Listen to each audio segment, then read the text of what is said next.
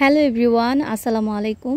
আজকে আমি সকলের পছন্দের একটা ইয়াখনি পোলাও রেসিপি আপনাদের সাথে শেয়ার করব। আর এই রেসিপিটাকে আমি খুবই সহজভাবে তৈরি করার চেষ্টা করেছি। আই হোপ কি আপনাদের কাছে এই রেসিপিটা খুবই ভালো লাগবে। আজকের এই পোলাওটাকে আমি গরুর মাংস দিয়ে তৈরি করছি। আর এর জন্য আমি এখানে 1 কেজি পরিমাণ গরুর মাংস নিয়ে নিয়েছি। আর এই মাংসগুলোকে আমি এরকম মাঝারো মাঝারো সাইজ করে কেটে নিয়েছি। আর এগুলোকে আমি 3-4 বার ভালো করে ধুয়ে ওয়াশ করে নিয়েছি। এবার একটা সাদা কাপড়ের টুকরা নিয়ে নিয়েছি। আর এবার এই সাদা কাপড়টার উপরে 1 চা চামচ পরিমাণ ধনিয়া, 1 চা চামচ পরিমাণ জিরা, 5টি এলাচ, 1 টুকরো দারুচিনি, 7 থেকে 8টার মতো লবঙ্গ, আর 10 থেকে 12টার মতো গোলমরিচ, আর এখন দুটো মাঝারি সাইজের ছোটো কোয়া রসুন, আর 2 ইঞ্চি পরিমাণ একটা আদা, আর সবশেষে এর মধ্যে দুটো তেজপাতা দিয়ে দিলাম। আর এখন এই কাপড়টা দিয়ে সবগুলো মশলাকে আমি একটা পুটলি তৈরি করে নিচ্ছি। এখন ভারী একটা কিছুর সাহায্যে মশলার পোটলাটাকে আমি একটু ছেঁচে দিচ্ছি, যাতে করে এই মশলার ফ্লেভারটা মাংসের মধ্যে তাড়াতাড়ি ছড়িয়ে পড়ে।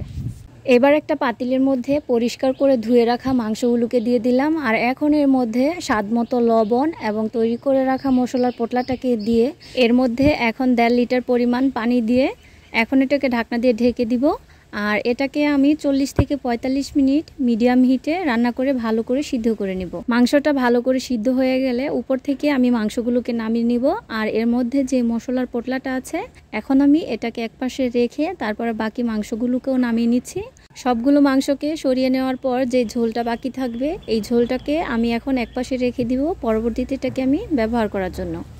এবার একটা কড়ার মধ্যে 1/2 কাপ পরিমাণ সয়াবিন তেল দিয়ে 1/2 কাপ পরিমাণ পেঁয়াজকে আমি ভালো করে ভেজে নিব। আর পেঁয়াজটা যখন লাল করে ভাজা হয়ে যাবে ঠিক তখনই আমি এটাকে নামিয়ে নিচ্ছি। এবার অবশিষ্ট তেলটার মধ্যে 1 চা চামচ পরিমাণ শাহি জিরা আর কয়েকটা গরম মশলা দিয়ে ভালো করে ভেজে তারপরে এর মধ্যে আমি সিদ্ধ করে রাখা মাংসটাকে দিয়ে দিব। এখন এর মধ্যে 1 চামচ পরিমাণ আদা এবং রসুন বাটা দিয়ে মাংসটাকে আমি ভালো করে ভেজে নিচ্ছি। আর এখন এর মধ্যে আমি 1/2 কাপ পরিমাণ টক দই ফেটিয়ে দিয়ে দিলাম।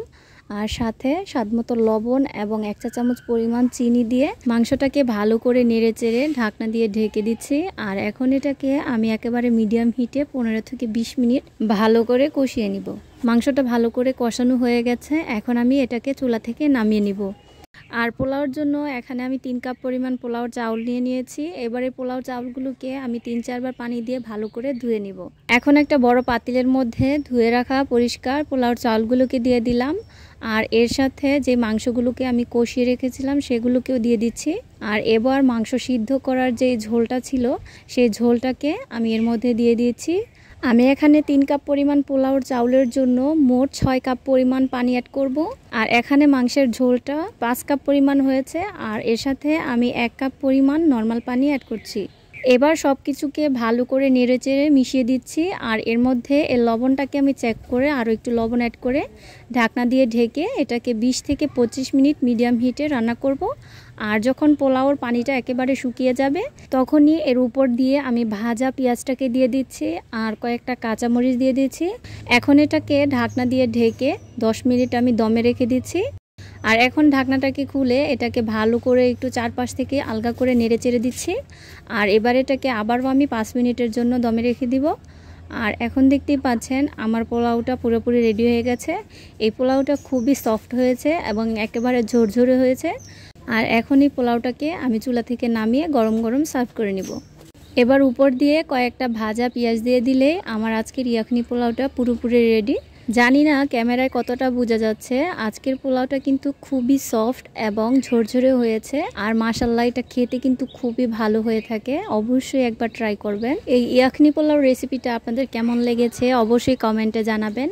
আর যদি ভালো লেগে থাকে অবশ্যই লাইক এবং শেয়ার করবেন। আল্লাহ হাফেজ।